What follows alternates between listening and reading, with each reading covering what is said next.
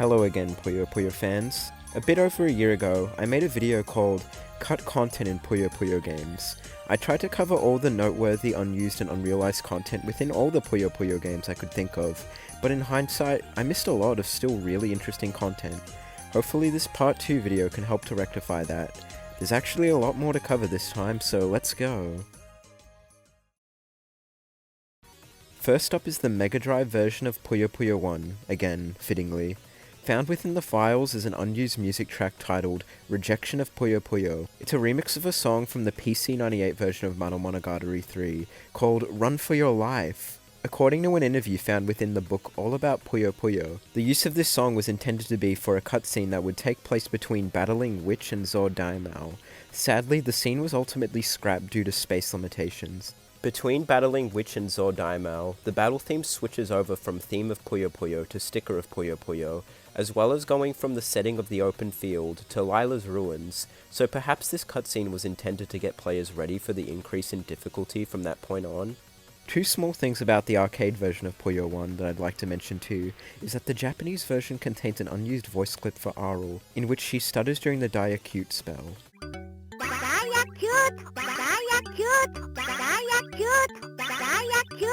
For more astute fans, you may be aware this is just like how Arle's voice sounds after casting dialouge twice in Madou Monogatari 123. Also, the English version has an unused winners don't do drugs message, something commonly found in American arcade games from the early 90s. Why it went unused here though, I have no idea. Oh, and one more thing about the PC98 port of this game is that there's this unused board portrait sprite of Arle in the files. Next up is Puyo Puyo Tsu. Found within the Mega Drive version are quite a few unused voice clips. There's 7 for Arle, of her saying various things. First is Hidon, a spell used by her in some of the Madou Monogatari games. There's also Donen, another of her spells from some of the Madou games. Next is Sleep, once again another Madou spell.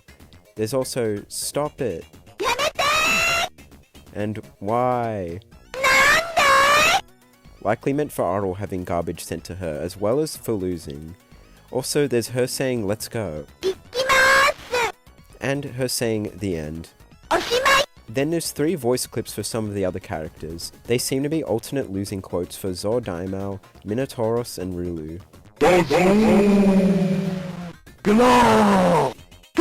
One thing of note regarding the Mega Drive version of Tsu is that this version was actually kind of rushed, as evidenced by a 1995 interview with some of the game's developers. I recommend reading the full interview linked in the description, but to summarize, there was to be a losing animation for opponents that ended up cut, where they were to fall through a hole at the bottom of the screen. Carbuncle would then jump to the other side and stretch out his tongue, so that Arle could bounce across, so you could fight another opponent on the same floor. Upon leveling up to the next floor, Carbuncle would stretch his tongue up to the said next floor and Arle would scurry up. Apparently the devs got as far as drawing some of those Carbuncle tongue sprites. An endless mode, aka Tokaton Puyo, was planned for the Mega Drive version, but ended up axed due to the devs being wrapped up with the main game mode that they forgot to include endless. The Mega Drive version also infamously lacks intro dialogue cutscenes before battles, and only has character descriptions. The cutscenes simply didn't make it into this version of the game due to time constraints. To add to this, in this version of Puyo Puyo Tsu, contained within the ROM is actually all the leftover cutscene sprites for a bunch of characters. Be sure to check the link in the description to see them all, as well as reportedly assets for a Nazo Puyo mode which were actually finished and implemented into later ports of Puyo Puyo Tsu. The next game is a prototype build of Super Nazo Puyo, Rulue no Docs. This is a 70% complete proto that was dumped last year. There's quite a bit to this one that might be worth exploring in its own separate video, but for now, here's some of the interesting stuff. Here's a comparison between the prototype title screen and the final one. Here's the portrait sprites of Arle and Rulue. You can tell they're much earlier looking here than the final game. They definitely had yet to refine them before the final game's release, as can be observed when comparing them. Also, here's an early look at one of the areas compared to the final game's version. One last thing is that for some reason Arle's name is misspelt as Rule in the options menu. Weird. In all honesty, I still don't know too much about the Nazo Puyo games, so eventually when I play all the Nazo Puyo games, I'll probably make some sort of retrospective video about them. Anyways, on to Puyo Puyo SUN. Contained within volume 13 of DiskStation magazine is... Wait, I don't think I've ever explained just what DiskStation is. When the hell am I ever going to do that? So in short, DiskStation was one of Compile's magazines available back in the heyday. Included with every issue would be a disc of some sort. Originally a floppy disk for the MSX before eventually transitioning to using CD-ROMs that would contain game demos, smaller games, animated shorts, footage of Puyo Puyo tournaments, and game trailers. And this volume has an early trailer for the arcade version of Puyo Puyo SUN. A trailer I didn't even know existed until I was researching for this video. There's actually a bit to cover here. The How to Play segment got an overhaul for the final game. Some of the voice acting is still a bit early compared to the final game too.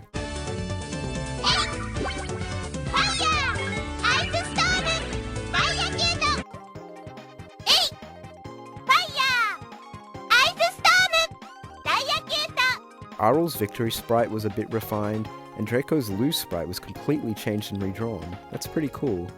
Her early victory sprite features a closed mouth, whereas the final game's one has an open one. Some other battle sprites were refined a bit in the final, namely these ones of Draco and Witch. It's kind of difficult to spot some of the differences, but when you put the early and final sprites side by side, you'll notice differences, such as the way Witch's hat is drawn in this one. Next I'd like to talk about a Madou Monogatari game. I know it's not technically a Puyo game, but who cares, this is close enough. Contained within the manual to the Game Gear version of Madou Monogatari 3 are these prototype screenshots from an early build of the game. Apparently these are from a version that was shown off at Tokyo Toy Show 1994. That's extremely cool, they just showed these prototype images in the manual to the final game. I wish more games did that. Anyways, these screenshots depict a pretty different looking version of the game. When you compare the art style between Madou 1 and 2 on Game Gear and the final version of Madou 3, you can see the game looks pretty different. This is apparently because the team that worked on the first two Game Gear Madou games were busy making the Mega Drive version of Madou Monogatari 1. For reference, when you compare these screenshots of the opening, it looks way different to how it is in the final game. The battle screenshots are mostly the same with a few differences. Panotti's sprite is different, so is Harpy's. It's weird to see how different everything else looks compared to the final game though. For the next game I'm going to talk about, it's actually regarding 3 games, all for the Game Boy Color, those being Arle's Adventure Magical Jewels, Pocket Puyo Puyon, and Puyo Puyo Gaiden, Puyo Wars. And instead of looking at some unused assets, this is all about unused storylines, for a change. Essentially, the plotline of the game Arle's Adventure, aka Arle no Bokken Maho no Jewel, was to be a lot different. As detailed in the Madou Monogatari chronology, which was featured in the first volume of Shin Madou Monogatari, and to explain in layman's terms, contained pretty much a bunch of unrealized stories that would ultimately connect all the lore of the Madou Monogatari and Puyo Puyo games. This was also detailed on the now inactive blog of Kenichi Ina, the credited writer of Arle's Adventure. An event listed in the aforementioned chronology, and the blog is called The Day the Puyo Disappeared, and would be the start of a story arc where Arle offhandedly makes a comment about not being able to play forever. This would lead Satan to undoing the time freeze on the world that he had previously set in another unrealized Madou game or light novel. As you may know in Puyo Puyon, Satan kidnaps Carbuncle at the beginning of the game. Originally in Pocket Puyo Puyon, his reason for kidnapping him would be for using Carbuncle's Ruble Crack, that being his forehead gem, in combination with Lagnus's Azo Crack, to end the time freeze. However, the power would send hundreds of Puyos to another world, and this would all finally connect in the game Puyo Puyo Gaiden, Puyo Wars. In the end, Arle's Adventure Magical Jewels wound up not really having much story connection to any other Puyo Puyo game, with the new characters it introduced all remaining exclusive to that game, despite 2 of them, Venerus and Saturni, reportedly being planned to be playable in Pocket Puyo Puyon. Pocket Puyo Puyon's story in the final game ended up having none of this, with the plot of the game being mostly the same as the console versions. And Puyo Puyo Gaiden, Puyo Wars? I have no idea about. Seriously, does anyone know anything about this game? To be completely honest, I've yet to fully play through Arle's Adventure myself and would like to at some point, so after I do that I think I'll make a video going over my thoughts on the game and go more into detail about the cut version of the storyline. Link is in the description if you want to read the full version of the translated blog post. Onto the Sega era of Puyo Puyo now, with Mina de Puyo Puyo, aka Puyo Pop for GBA. This game has a bunch of leftover unused sound effects from Puyo Puyo SUN within the game.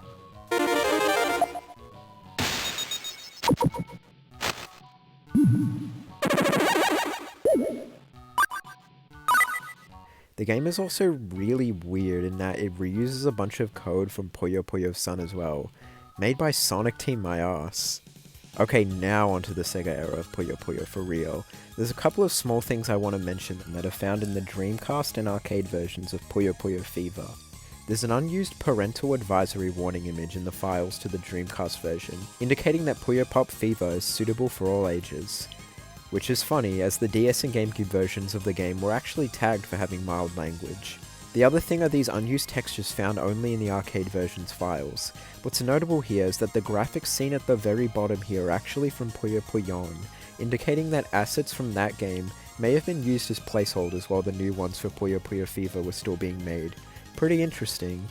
Puyo Puyo Fever 2 for the PlayStation 2 also has some mildly interesting unused graphics, that being some early versions of certain graphics. There's also unused text that indicates that the game would have at one point had DLC features, as well as online multiplayer. Online multiplayer on consoles didn't end up being a thing for Puyo Puyo until the release of Puyo Puyo 15th Anniversary, and DLC wasn't introduced in the Puyo Puyo series all the way until Puyo Puyo Tetris. As well as that, Puyo Puyo Fever 2 has some unused dialogue, an exchange between Klug and Amity. It's weird, and I see why they cut this. It goes as follows. へえ、クルークってこんな本読むんだ。うわ、確かにこれは。ん？どれどれ？まあ、大人向けだからな。エッチ。Now we're back at Puyo Puyo 15th Anniversary for the DS. Last time I mentioned that there was some stuff in the files to that game that had been discovered pretty recently. Since then, even more has been documented. Contained with Arle's cut-in sprites is the sprite of dead Carbuncle. When Arle loses a match in 15th Anniversary, Carbuncle is shown dancing, indicating that replaced him being dead. The game also has unused voice lines for several characters, which all sound like defend or counter spells. 激怒ガード セルリアン。エクリプス コンサバティブレジスト サルベーション。思い知るがいい。リフレクション。 If you force the game to play the unused defense spell in a chain, it's programmed to play the counter animation, which means it's probably an early version of that. They get skipped manually in the sound test too. There's some leftover graphics from the DS version of Puyo Puyo Fever, various test textures, also this screenshot from Dead or Alive Extreme 2 for the Xbox 360, and this photo of Yuji Naka. How weird. There's a lot more regarding the Puyo Puyo ABC title graphics now too, including a bunch of menu and character select graphics. I would explain these all in detail, but I'd actually like to go and recommend this video instead. It explains all this unused Puyo Puyo ABC stuff a lot better than I could. Link in the description. Also, I swear I forgot to mention this for a second time, but there's also this concept art of Dark Sig that while it went unrealized for Puyo Puyo 15th Anniversary, it was later reworked and used in Puyo Puyo 20th Anniversary. With that out of the way, I'll move on to Puyo Puyo 7, the last mainline Puyo game. Puyo Puyo 7 has a lot of unused concept art that features a lot of stuff that was changed or never materialized in the final game. Most notable is this early art of Ringo with two other girls. Originally, Ringo was planned to be a part of a trio of magical girls. I suppose in an effort to be a bit more original, the two other girls were developed into Maguro and Risukuma, and Ringo was made into a normal girl with math powers. Besides that, there's this concept art that has Ringo and the two other magical girls again, along with Sig, Feli, and 3 different Amities. There's also art for a bunch of unused designs for older Ringo. Puyo Puyo 7's files also contain various voice lines of all 19 playable characters shouting the word Sega, which all go unused. Here's a sample of a few characters saying it. Sega! Sega! Sega! Sega! Sega! Now I want to mention something regarding Puyo Puyo Quest. There's actually a lot I could talk about regarding that game, but the only thing that really interests me a lot is that contained within the Puyo Puyo 30th Anniversary art book is this concept art of Succubus. Interestingly, this is art based on her design from Madou Monogatari Saturn. Her design used in Puyo Puyo Quest is way different from this, so it's cool she was going to look a lot like how she originally did in the late compile era. That art book I mentioned actually has more early concept art for unused designs of characters, such as this art of X from Puyo Puyo Tetris with an alternate colour scheme. I'd also like to highlight that this concept art of Zed from the February 2021 issue of Nintendo Dream, and small spoilers for Puyo Puyo Tetris in case you haven't played that, but originally Zed was planned to be a human who wears a robotic bodysuit, as well as the actual father of S, before the concept was scrapped and Zed became an actual robot built by X to take care for S. In my first Puyo Puyo cut content video, I completely neglected to mention the existence of Puyo Puyo Chronicle, partly because that game is forgettable, but also because I had no idea I had a bunch of unused content. Well now, it's time to rectify that. First up are these dummy placeholder graphics of Arle and Ringo. Amusingly, the word dummy on them is misspelt as dammy. There's also this early art of Ali. Wouldn't you believe it too, but Puyo Puyo Chronicle also has a bunch of placeholder assets left over from not only Puyo Puyo Tetris, but also from Puyo Puyo 20th Anniversary. As well as this, a small image of Len from Puyo Puyo 39, a minigame found within Hatsune Miku Project Mirai DX. Next are unused character animations. Rafisol has a model and 3 animations for the overworld, yet she's never seen anywhere after the completion of the game. She also has this unused cutscene animation internally called Joy. As for unused voice lines, there's one for Harpy saying Sega, like how the other regular playable characters say on the title screen. In Puyo Puyo Chronicle, in an effort to stick to their dumbass 24 playable character limit rule, 5 characters that have full animations and voice lines that could have been regular playable characters are locked behind only being able to play as them in skill battle mode. Those being Donguri Gairu, Onion Pixie, Cerealy, Lagnus, and Harpy. It sucks especially for those last 3 since this game was their first appearance in a Puyo Puyo game in years, outside of Puyo Puyo Quest. That tangent aside, this voice line of Harpy saying Sega might indicate she was to be playable in all other modes other than just skill battle. There's also a huge plethora of unused character dialogue in the files to the game, all of which is documented in a Google Doc linked in the description. Now here's where I would go through and read out some of the interesting dialogue, but I have to admit, I've never played Puyo Puyo Chronicle, not yet anyways, so it'd feel weird trying to analyze text here for a game I don't even really know the plot for. Just trying to skim through this as a result is kinda boring. Like here's an example of a summarized unused convo. Ali says they should try using a skill, being very boring at dialogue. Arle asks what a skill is. Carbuncle says goo. So at some point I will make some huge video about Puyo Puyo Chronicle where I'll have to go into unused dialogue for that game in detail, because even though I've still yet to play it, I do have quite a bit I want to say about that game. That tangent aside, I'm up to the last game for this video. It's time for Puyo Puyo Tetris 2. Some of Sig's cutscene artwork features his little ghost apparition thing. That little guy never actually appears in any cutscenes. Looking at his sprite sheet, reveals he actually has quite a few expressions too, too bad it all went unused. A unique distinction that a few characters have is that they have alternate sprites for facing right since their designs are asymmetrical, and the game can't just flip them for pre-existing art like they can with the other characters. Those characters are Ringo, JNL, S, Z, Ecolo, and Sig. So for example, this art of Sig pointing right goes unused. No one's gone through and documented each unused character sprite for each character in Puyo Puyo Tetris 2 yet, probably because it's really not that interesting, but I will say the sprite of Satan crying goes unused. How sad. Left within the files to the PC version is a huge list of each chain spell for every playable character for the English dub. What's interesting here is that everyone has a note about what their alternate voice lines should sound like. While this isn't technically unused content, it's hidden developer text, so I think it's worth bringing up in this video. So I'll go through the interesting ones real quick. Eyes one says, gritty big dog. Harpy's one says, actually a decent singer. Witch's one says, ASMR/whisper but with a little pep. Okay. Arle's one says, dark princess. Alright. Possessed Klug's one says, paladin, heroic knight. Sonic's one says, pending. How interesting. And finally, Lagnus's one says, Aussiesome. So we finally know for sure Sega wanted to make him Australian. And as someone from Australia who was like one of the only English Lagnus fans before Puyo Puyo Tetris 2 even came out, it's such an insanely funny coincidence they gave him an Aussie accent for his alt voice. Speaking of alt voices, there's alt voice lines of the base game characters saying their online greetings that aren't used. Thanks to this, we have some very amusing oral voice clips. Goo goo goo goo goo. After this, I'm getting curry. Here's some other good ones. Ready to have some fun?